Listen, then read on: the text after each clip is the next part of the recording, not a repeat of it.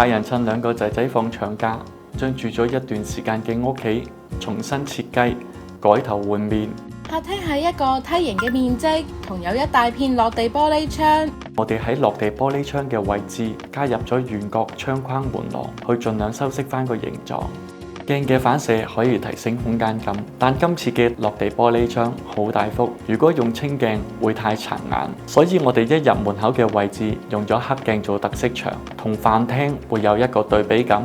設計師亦善用空間，喺圓角窗框門廊做咗一行地櫃，除咗有實用性嘅收納功能，亦可以多一個坐嘅地方。兩個仔仔嘅房間，我哋會用相對深少少嘅暖灰色，再配搭不鏽鋼嘅條紋玻璃門，去增加時尚感。呢個過1000尺嘅單位本身係冇工人房，喺間隔上邊又有冇唔同呢？有啊，例如我哋將廚房掩門改成趟門，同埋將連接主人房旁邊嘅客房分成兩份，一半做咗工人房，而另外一半改成主人房衣帽間。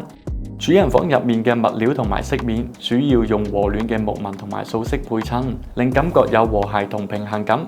一個好嘅室內設計對舊屋翻新，唔單單只係翻新，仲可以令屋企都有提升嘅效果。